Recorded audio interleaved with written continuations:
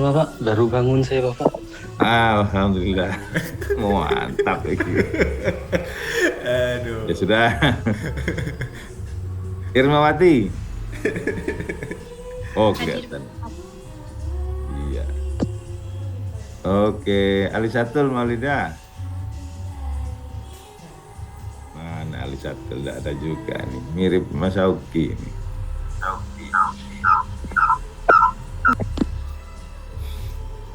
Oh, tidak ada Alisatul. Sedang belanja. Nona. Oh, ada kelihatan. Hadir Bapak. Yes. And then Chelsea. Hadir Bapak, hadir. Oke, right. Septian. Hadir, Pak. Yes, headsetnya kelihatan besar itu. Ya, oke. Suaranya bagus makanya itu. Kalau ingin jernih suaranya pakai yang besar gitu. Suara saya dengar ya? Aman, aman, terdengar, Pak. Alhamdulillah, saya nggak pakai headset. Langsung pakai yang alami. Oke, Silvani. Sil.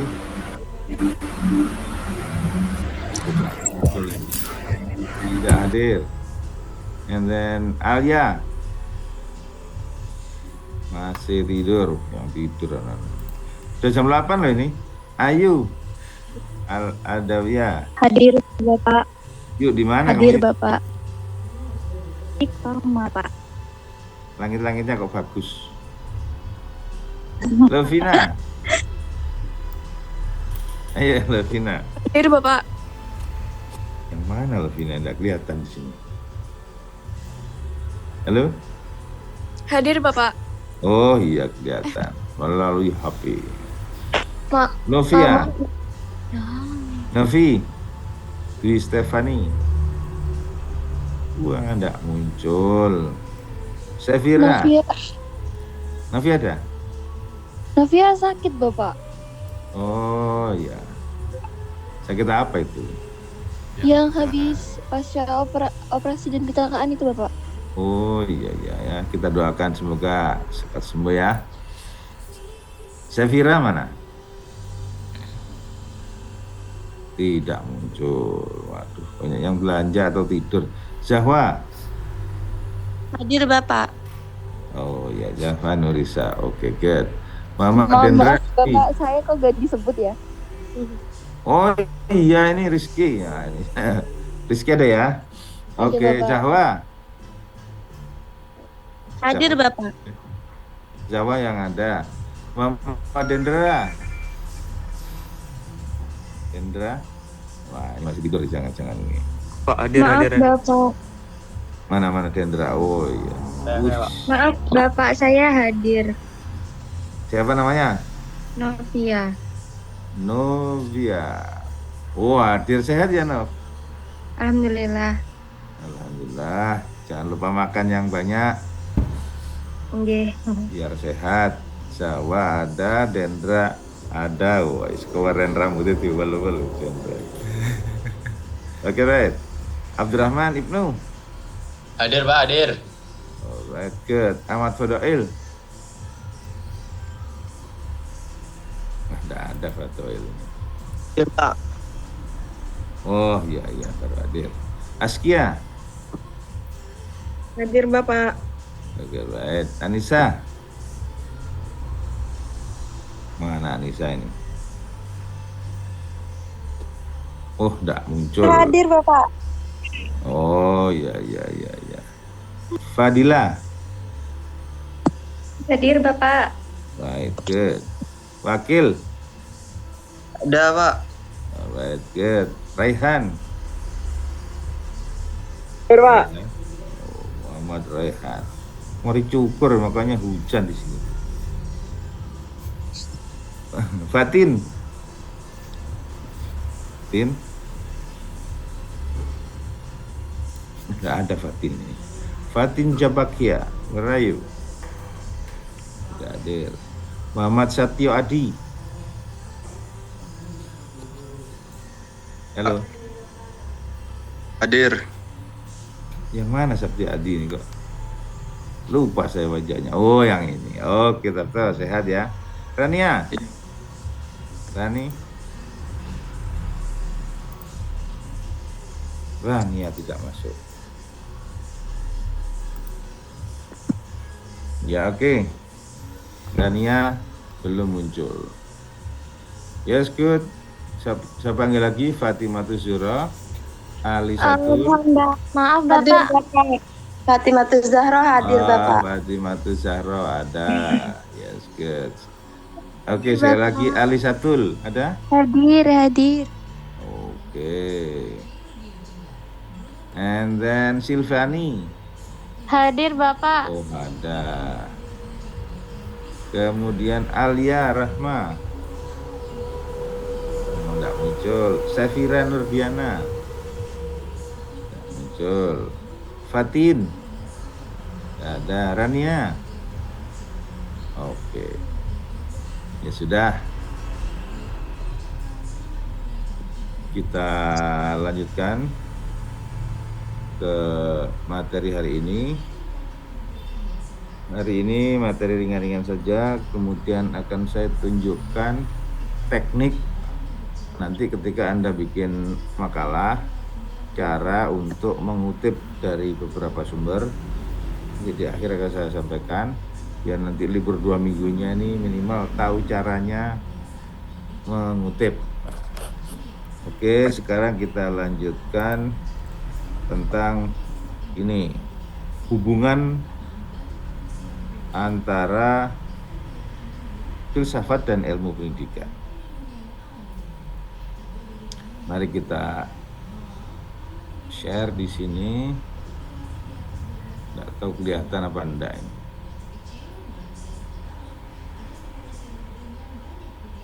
Sudah kelihatan belum ya?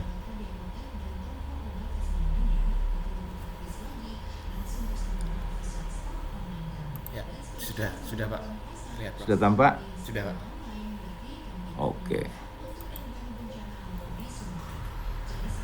Nah, kita akan bahas bagaimana sih kita ini seharusnya mempelajari ilmu pendidikan dan juga ilmu filsafat. Insya Allah ini mudah dipahami. Jadi pertama begini, ingat ketika kita melihat ilmu pendidikan sama nggak dengan ilmu pembelajaran? Ayo masih. Ini kan masing-masing sendirian, hidupkan aja mic-nya. Kecuali di kelas jangan.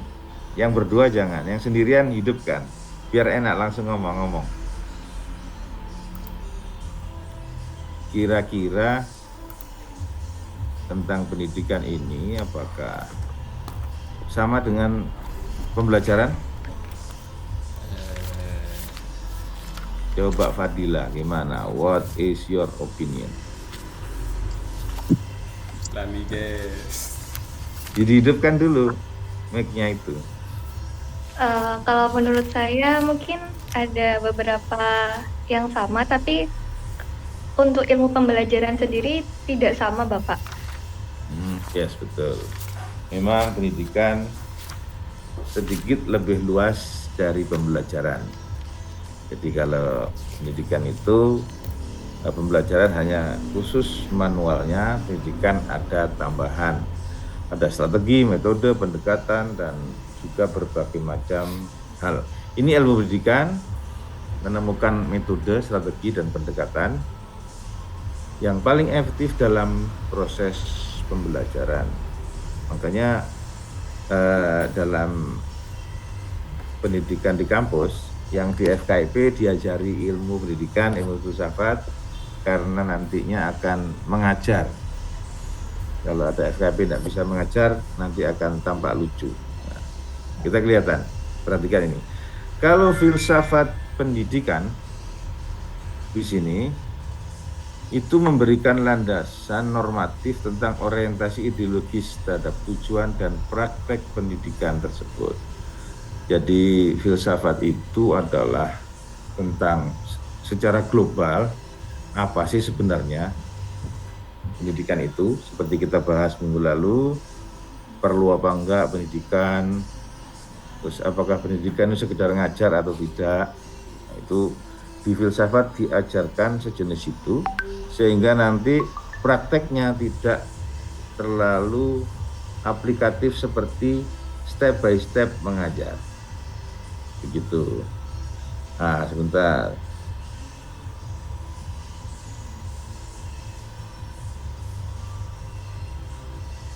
Ada orang ini.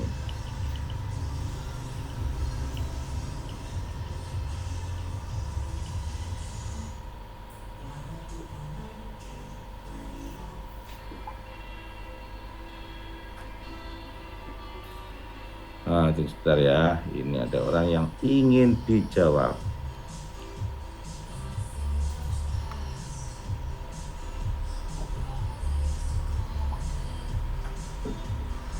Oke, kita lanjutkan. Ingat kata-kata yang di sini bahwa tanpa filsafat, ilmu pendidikan akan kehilangan arah dalam menentukan nilai yang ingin dicapai. Nah, seperti kemarin yang pernah saya sampaikan bahwa ada seorang dosen karena saking fiknya dalam menerapkan ilmu pendidikan bahwa jika tidak bisa maka nilainya sedikit, sekelas tidak lulus semua. Terus tidak lulus semua gimana? Ya biarin, memang tidak mampu. Nah, ini contohnya kalau hanya kita memakai metode sebagainya. Padahal filsafat pendidikan mengatakan bahwa proses pembelajaran itu tidak selalu langsung bisa, tapi ada langkah-langkah dan stepnya. Dan manusia itu selalu dianggap bisa, tinggal waktu saja yang menentukan. Nah, jadi tanpa filsafat ilmu pendidikan akan kehilangan arah. Karena setiap orang kan perlu dihargai. Setiap orang itu kadang-kadang meskipun tidak bisa ingin dihargai. Ya dihargai dong, biar kita nanti belajar begitu. Nah, sementara tanpa ilmu pendidikan, filsafat ini akan menjadi pemikiran yang abstrak dan sulit diaplikasikan dalam realitas pendidikan. Jadi kalau kita mengatakan bahwa manusia itu harus mencapai keutuhan dalam kehidupannya. Untuk menuntut ilmu harus target akhirnya adalah manusia yang sempurna, memanusiakan manusia. Filsafatnya begitu. Nah, terus caranya gimana? Ya nah, itu sulit nanti. Tidak akan tercapai apa itu. Tapi langkahnya gimana? Kita kembali pada ilmu pendidikan. Sehingga langkah-langkah pendidikan terakhir akan mencapai pada filsafat pendidikan itu sendiri, sehingga tujuan pendidikan secara umum bisa tercapai dengan sebaik-baiknya. Itu adalah hubungan antara ilmu filsafat dan ilmu pendidikan. Intinya, filsafat pendidikan berperan sebagai metadisiplin, ilmu yang mengawasi, mengarahkan, dan memberikan refleksi terhadap perkembangan ilmu pendidikan. Jadi jangan heran kalau zaman dulu yang namanya guru itu tugasnya adalah memberikan ilmu kepada murid. Minggu lalu sudah saya bilang kan. Sekarang dengan perkembangan ilmu pendidikan, filsafatnya beda. Coba sih saya cek. Minggu lalu sudah ngomong tentang sebenarnya tujuan mendidik atau mengajari itu apa sih? Coba manusia yang bernama Nona, di mana? Apa sih sebenarnya? Nah, ini mengingat yang minggu lalu. Biasanya lupa kalau puasaan ini. Sebenarnya mengajar mendidik itu tujuannya apa sih? Mengajar dan apa Bapak? Kita kalau melakukan pembelajaran di kelas, tujuan sebenarnya itu apa?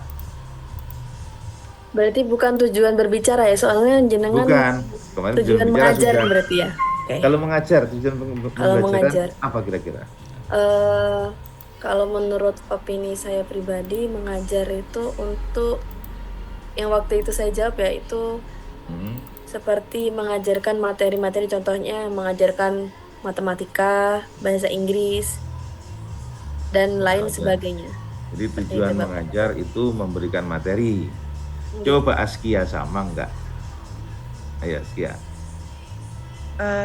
Kalau saya tujuan mengajar itu memberi perubahan secara kognitif, afektif dan psikomotor terhadap siswa. Itu Bapak. Ya, salah satu. Sekarang yang cowok, Septian. Sebenarnya mengajar itu apa sih? Kalau yang kita tuju saat itu ketika sedang mengajar itu. Oke, mengajar itu merupakan proses untuk memberikan suatu insight dan ilmu yang belum pernah dipelajari sebelumnya. Nah, ya itu sudah sampai situ. Nah, inilah yang namanya perkembangan ilmu filsafat pendidikan. Jadi yang dikatakan dulu itu adalah yang tadi diceritakan itu adalah definisi mengajar kondisi agak lampau, agak kuno sedikit gitu. Yang sekarang ini lebih sederhana. Mengajar adalah bukan kegiatan memberikan ilmu, bukan. Menciptakan kondisi sehingga siswanya bisa belajar. Jadi walaupun gurunya ngotot mendelik tapi siswanya tidak belajar, tujuan mengajarnya tidak tercapai. Suatu saat saya pernah nyoba, oke, ladies and gentlemen, rundingan silahkan selama 20 menit, nanti presentasi masing-masing 5 menit. Terus saya baca koran di kelas. Ada yang bilang, wajar kok baca koran. Nah, berarti yang bilang begitu baru namanya definisi yang lama. Walaupun saya sebagai dosen membaca koran, tapi mahasiswa itu kerja keras, diskusi ini sebentar lagi presentasi. Karena dia sudah proses belajarnya bagus, itulah definisi pendidikan atau pembelajaran yang sekarang. Jadi begitu memerintah dalam waktu 3 menit, kemudian mahasiswa bekerja keras selama 20 menit, begitu presentasi, tidak lagi baca koran, gurunya duduk memperhatikan. Silakan grup 1, presentasi bagus. Itu sudah disebut mengajar. Sekarang definisi yang terbaru. Jadi kita selalu bergerak itu. Jadi bukan gurunya harus mendelik sampai suaranya habis, siswanya bengong terus kesirep. Lah ini enggak mengajar yang benar ini. Apapun caranya terserah. Ya kadang-kadang guru memberikan saran, memberikan contoh, ngasih refleksi, ngasih komentar itu, kemudian mahasiswanya bisa belajar dengan bagus, bisa menyerap ilmu dengan bagus, itulah mengajar. Jadi refleksi dalam perkembangan ilmu pendidikan begitu. Nah, itulah korelasi antara filsafat sama ilmu pendidikan. Nah, semoga yang sekarang ini dia dipahami bahwa memang kita ini jangan mengajar adalah menyampaikan ilmu. Bu siswanya belajar apa enggak terserah lah, ini kurang tepat definisi saat ini. Kita lanjutkan, lihat perbandingan ini ya. Ini kita biar paham seperti apa sih. Perbandingan ini seorang arsitek. Anggaplah filsafat pendidikan ini sebagai arsitek. Tujuannya adalah mendesain struktur dan tujuan bangunan. Jadi kalau kita arsitek secara umum kan mendesain struktur, kemudian tujuannya bangunan untuk apa, misalkan untuk rumah sakit, untuk apa begitu. Kemudian kalau yang insinyur, anggaplah insinyur itu sebagai ilmu pendidikannya, memastikan bahwa bangunan tersebut dapat diwujudkan dengan metode yang sesuai, fondasi, struktur kerangka, ketahanan, tekanan angin dan sebagainya. Ini adalah pekerjaannya insinyur. Nah, jangan-jangan ada yang tidak ngerti bedanya arsitek dan insinyur. Jadi begini, 3 tahun lalu Pak Hanafi ini mengkomandoi membuat rumah sakit Unmu Jember. Jadi yang pertama ternyata arsitek yang ditemu. Arsitek maksudnya apa? Apa sih tujuan membuat rumah sakit ini? Terus rencananya ingin mendapat pasien dari kalangan apa? Semuanya itu arsitek yang ngomong. Begitu sudah sesuai dengan arsitek, maka baru ke insinyurnya. Insinyur ini akan, bagaimana bangunan ini kokoh apa enggak kalau lantai 2. Kalau lantai 3 pondasinya kekuatannya seperti apa, strukturnya seperti apa, dan sebagainya. Nah, coba sekarang Anda sebagai orang umum, jika nanti rumah sakit itu sudah jadi, yang kelihatan itu karyanya siapa? Arsitek apa insinyur? Ayo, Nona, pilih arsitek apa insinyur? Kalau sudah jadi? Kalau menurut saya yang dilihat ntar si insinyur atau arsitek baca. ketika sudah jadi bangunan bentuknya Sudah jadi. Ya, kan dulu rumah sakit itu. Memastikan. Jadi orang lain menganggap rumah sakit yang sudah jadi ada parkirannya, itu karya siapa kira-kira? Karya insinyur apa karya arsitek? Arsitek. Arsitek. Ini bagi seorang cewek. Kemudian kalau apa kira-kira jawaban dari Alia? Arsitek apa insinyur? Yang kira-kira ini karya siapa rumah sakit kayak gini ini? Alia, ada nggak nah ini?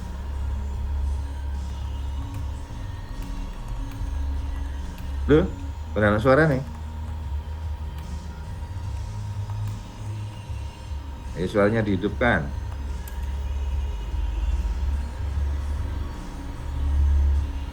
Tidak ada Alia ternyata. Iya, Pak. Ayo, gimana pendapatmu? Sebentar, Pak. Oke, tinggal milih aja. Arsitek atau insinyur kira-kira? Arsitek. Arsitek, sama. Sekarang yang cowok, Septian, kira-kira pendapatnya ini karya siapa? Insinyur atau arsitek? Arsitek, Pak. Arsitek, yes, good. Jadi seperti itu ya. Saya kemarin kan waktu di rumah sakit itu diprotes oleh orang teknik. Saya, Pak, kerja keras. Ternyata yang disebut bukan saya. Orang itu yang mengatur struktur kerangka bangunan. Kalau dia tidak teliti, roboh bangunan ini. Ternyata memang benar. Yang dilihat itu ternyata arsiteknya. Jadi tujuan pembangunan apa, bentuknya kayak apa, hasil akhirnya kayak apa, itu yang dilihat arsitek. Ternyata yang kerja lebih keras, yaitu insinyur, pondasinya harus kuat, ukurannya 0, sekian, kerangka harus baja begini, itu tidak kelihatan secara umum. Sama dengan di pendidikan kita. Jadi ketika misalkan lulusan Unmu dilihat apa yang dilihat nanti metodenya apa, ternyata enggak. Ternyata yang dilihat itu apakah dia itu sholat apa enggak, kalau ngajar disiplin, bolosan apa enggak, itu yang dilihat. Sementara yang mengajari teknik, metode, problem solving, macam-macam itu tidak kelihatan di dalam masyarakat. Jadi memang gitu. Sehingga filsafat itu intinya adalah menunjukkan kesatuan, yang mana ini menunjukkan yang total. Jadi nanti kalau Anda di masyarakat yang dilihat adalah bukan kepintarannya mengajari struktur ini atau problem solving ini, tapi enggak, penampilan secara umum. Nah, itu yang dilihat manusia seutuhnya di situ. Jadi kalau Anda nanti, wah dia itu sebenarnya bodoh, cuma kalau ngajar kok enak ya, kenapa? Secara umum begitu, terus pakaiannya rapi, kemudian selalu disiplin, itu yang dilihat. Jadi yang pointer IQ-nya tinggi itu tidak kelihatan. Kenapa? Itu kan yang ada di dalam. Ibaratnya arsitek sama insinyur. Arsitek itu kerjanya cuma gambar, dikasih warna, ukurannya sekian. Hanya begitu saja. Kalau insinyur, detail itu. Besinya ukuran berapa, ininya ukuran berapa, tekanan tanah berapa. Semuanya, temboknya dites. Padahal banyak kerjanya, tapi yang dilihat adalah kerjaan arsitek. Itulah bayangan kita antara filsafat pendidikan dengan ilmu pendidikan. Semoga nanti ini bisa paham. Nanti ini saya kirim di grup. Kemudian, nah, ingat ini, seorang ahli yang bernama John Dewey menekankan bahwa pendidikan proses yang terus berkembang. Dalam bukunya Democracy and Education, menegaskan bahwa filsafat pendidikan harus berorientasi pada pengalaman dan perubahan sosial, bukan sekedar doktrin yang statis. Maksudnya begini, setiap saat pendidikan itu selalu berubah menurut filsafatnya, menurut zamannya. Zamannya Pak Hanafi kecil dulu. Yang hafalan. Kok sekarang sepertinya enggak? Jadi kalau dulu hafalan 1 kali 1, 1 kali 3 itu dihafalkan. 9 kali 9 81 misalkan gitu. 9 kali 7 63. Itu hafal di luar kepala begitu. Sekarang itu enggak disarankan. Yang sekarang seperti apa? Untuk yang misalkan matematika. Ajaran utama hitung-hitungan, apa yang diajarkan? Disuruh ngafalkan enggak? 17 kali 17. Saya yakin Fadila Nurul ini enggak tahu nih. Ayo coba sih, 19 kali 17. Pasti enggak bisa anak sekarang. Itu, kalau saya hafal 12 kali 12, 144. Itu hafal. 12 kali 12. Seperti itu. Saya yakin Asep ini, Set, coba 13 kali 12. Enteng aja. Gak kira bisa. Lama mikirnya. Gitu ceritanya. Jadi kalau zaman generasi Pak Hanafi, 25 kali 25, 625, 15 kali 15, 225. Itu hafal waktu itu. Yes. Nah ini adalah, sekarang ini mengapa tidak begitu? Ada Excel, ada kalkulator, ada Simpoa. Jadi kalau tolong hitungkan ini, pakai alat, tek, selesai. Dulu kan tidak ada alat itu. Sehingga hafal-hafalan seperti itu untuk matematika. Nah, jadi perubahan itu harus selalu sesuai dengan zamannya. Dulu tidak ada metode diskusi itu kalau belajar. Saya mulai SD sampai SPG tidak ada. Metode diskusi dianggap orang tidak ngerti kok disuruh diskusi zaman itu. Nah sekarang kan tidak. Mahasiswa lebih banyak disuruh diskusi karena juga dilatih untuk mencari materi di internet. Karena sekarang materi itu di mana-mana ada. Ya, ini saya yakin kalau Anda minggu lalu kan saya tunjukkan bukunya ya.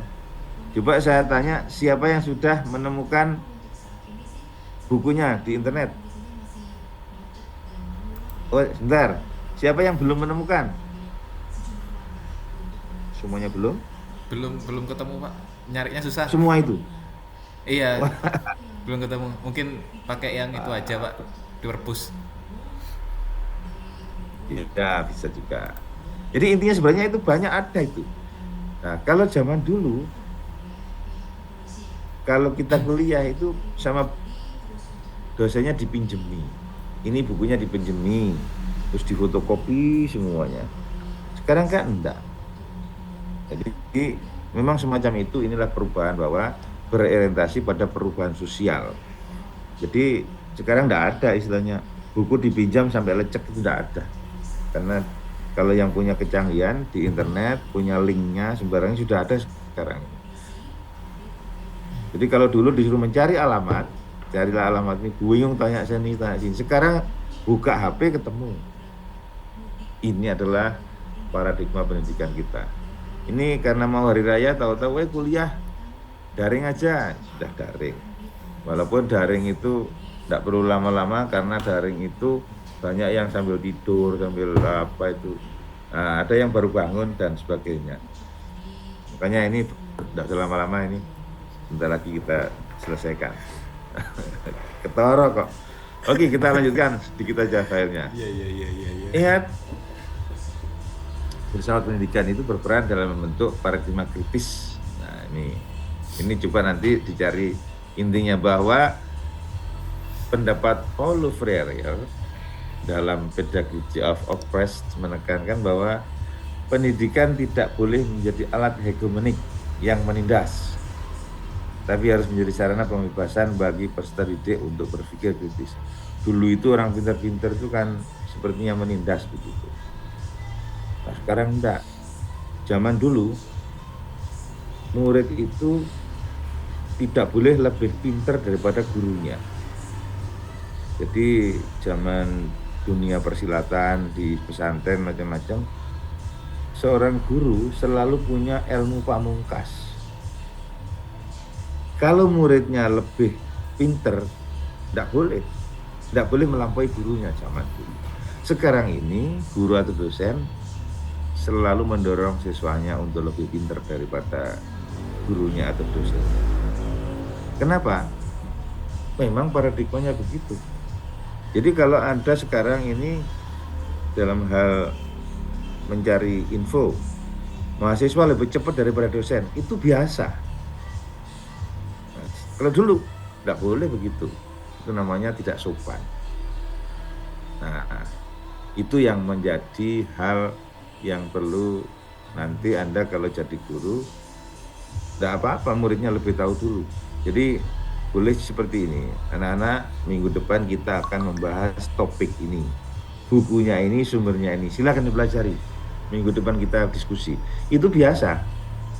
Nah, kalau dulu kan enggak. Jadi guru harus lebih pintar daripada siswanya. Sekarang pun sebenarnya harus begitu, guru harus berpengalaman daripada muridnya, walaupun pengalamannya lebih cuma semalam karena baca duluan. Itu yang perlu diingatkan. Jadi kesimpulan dari itu adalah bahwa banyak ini, bahwa filsafat pendidikan itu memiliki hubungan yang tidak terpisahkan dengan ilmu pendidikan. Filsafat pendidikan dan hubungan yang tidak terpisahkan dan harus diajarkan di sekolah-sekolah pendidikan. Filsafat pendidikan itu. Dalam hal ini yang harus diajari itu adalah FKIP atau IKIP, karena mereka akan menjadi guru, sehingga kalau jadi guru akan menemukan hakikat dari pengajar itu seperti ini.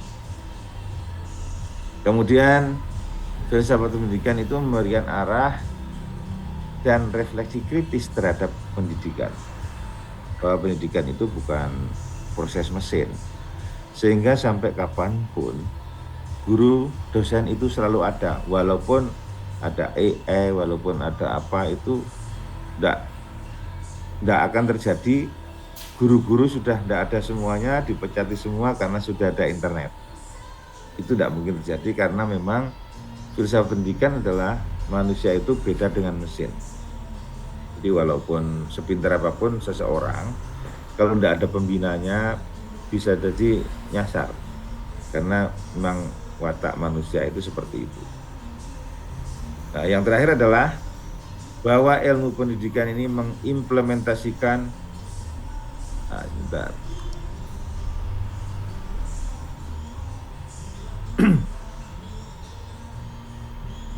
ini yang terakhir, bahwa ilmu pendidikan ini mengimplementasikan prinsip-prinsip tersebut dalam praktek yang nyata. Jadi nanti Anda akan mendiskusikan step by step sesuai dengan materi yang sudah dibagi kemarin, bahwa setiap orang akan membuat satu makalah, kemudian membuat PowerPoint-nya, kemudian dibahas kebenarannya di depan kelas. Itu. Terus yang perlu diingat bahwa nanti Anda harus mencari pendapat itu harus mengutip sesuai dengan tata cara yang ada. Ya, untuk itu maka saat ini sekilas akan saya sampaikan bahwa kalau bikin makalah itu sumbernya harus ditulis. Nanti untuk makalah Anda minimal ada 3 sumber satu makalah itu. Jangan hanya satu buku kemudian hanya monoton itu saja, minimal satu sumber. Ini saya sajikan cara mengutip nantinya untuk kalau Anda bikin makalah, pendapat ini diambil dari siapa. Nah, inilah saya tunjukkan ini teknik mengutip yang saya ambil dari pedoman penulisan karya ilmiah atau skripsi. Dan saya share dulu biar tahu.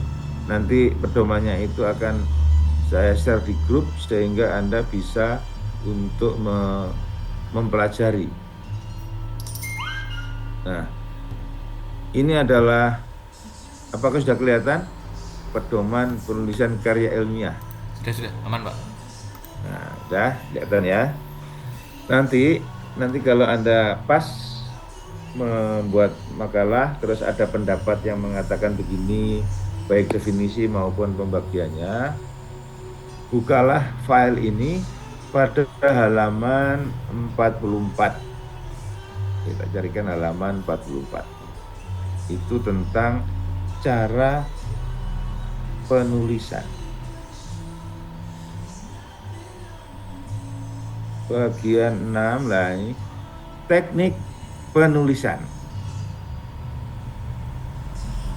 Kemudian khusus akan Anda pelajari cara menulis rujukan.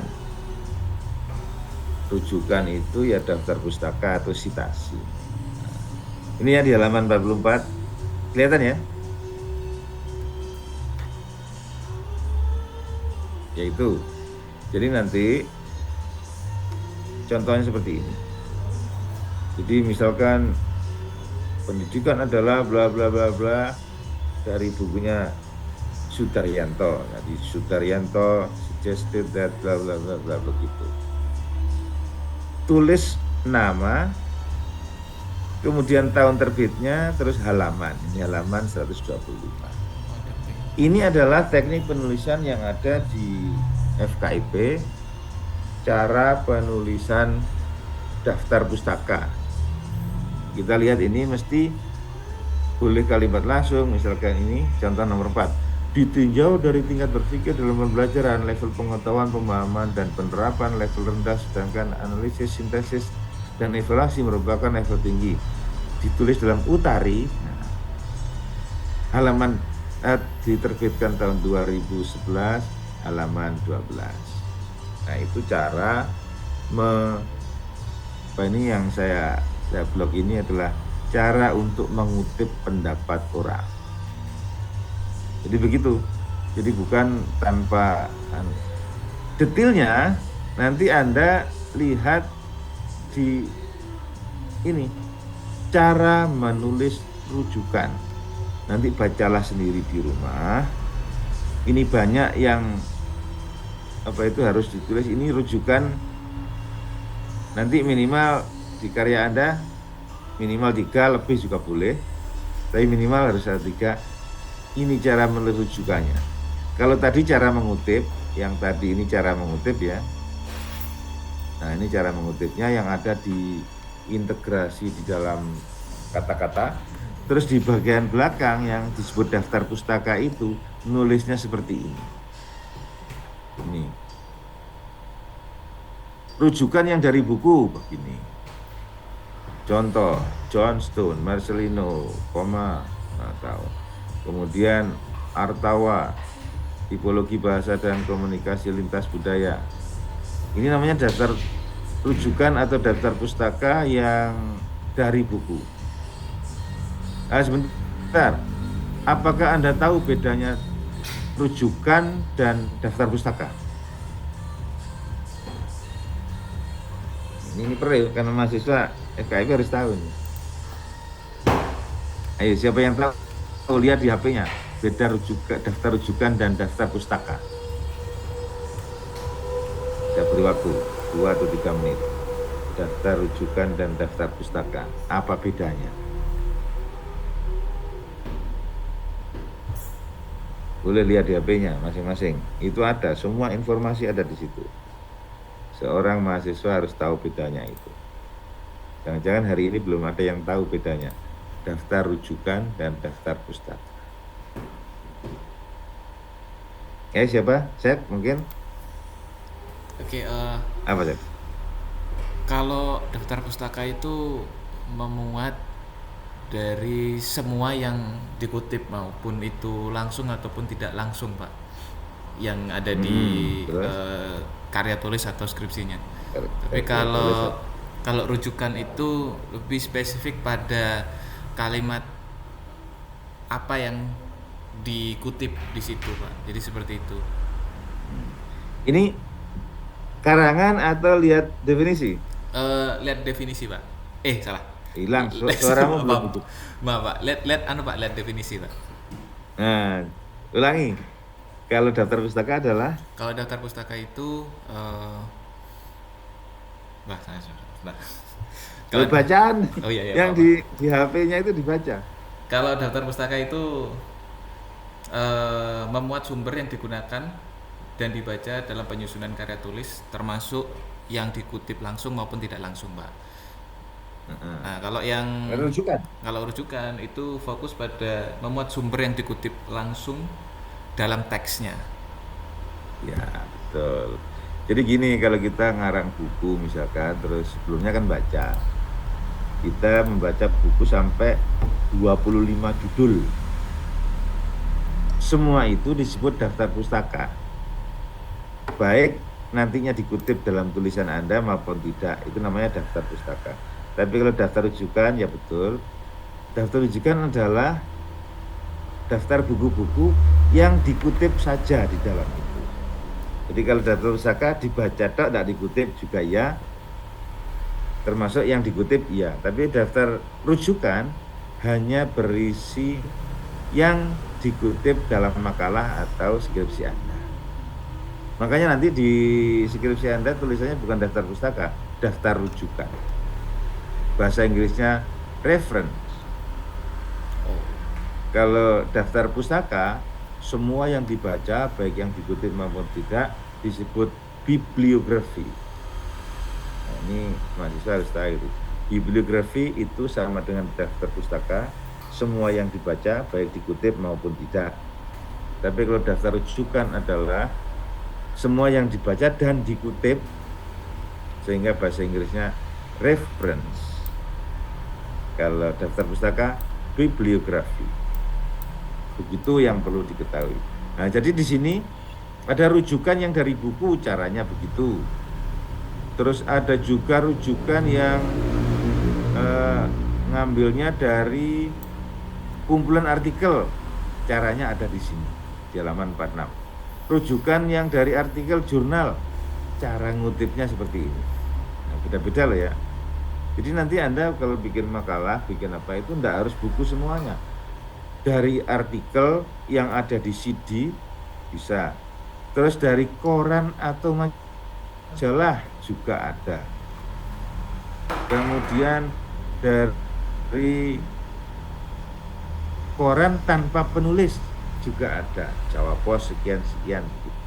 Semua langkahnya ini ada yang ada di buku pedoman ini, yang mana ini sudah ditulis dalam pedoman penulisan karya ilmiah FKIP. Itu hari ini saya sampaikan itu saja. Kemudian ini akan saya share di grup, silakan di copy sehingga nanti bisa jadi pedoman untuk melakukan hal-hal semacam itu. Oke, saya kira itu saja. Ini pertemuan sebelum hari raya. Semoga hari rayanya santai-santai aja. Anda pelajari sedikit itu tentang cara ngutip dan materi yang sudah ada, sambil diam-diam, sambil makan lontong macam-macam. Ingat nanti setelah hari raya Anda harus presentasi, tapi tidak langsung. Pak Nabi dulu yang pertemuan pertama, selanjutnya Anda sesuai dengan grup itu. Oke, mungkin ada pertanyaan? Gak ada ya? Bapak, permisi Bapak, Alia silakan, sama Alia. Alia sama Safira hadir. Oh iya. Alia sama Safira hadir ya. Ya wes, saya klik ini. Sebentar biar tidak lupa sekalian. Kadang-kadang lupa. Fatin juga. Alia, oke, Alia hadir. Terus Safira hadir ya? Hadir Bapak Safira. Oke. Fatin memang tidak ada ya. Fatin hadir Bapak. Fatin Oh hadir. hadir, ya sudah deh. Klik. Rania. Rania Neza Amalia memang tidak ada ya. Tidak ada. Tidak apa-apa. Oke, jadi untuk pertemuan hari ini kita cukup itu saja. Tentang pedoman tadi akan saya share di grup biar Anda bisa mempelajari dengan sebaik-baiknya.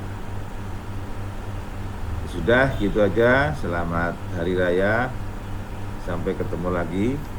Mohon maaf lahir dan batin. Semuanya sehat. Jangan sakit. Hari Raya itu biasanya makannya ngawur terus sakit. Selamat. Assalamualaikum warahmatullahi wabarakatuh. Waalaikumsalam Waalaikumsalam warahmatullahi wabarakatuh. Waalaikumsalam warahmatullahi wabarakatuh. Minal aidin minal faizin.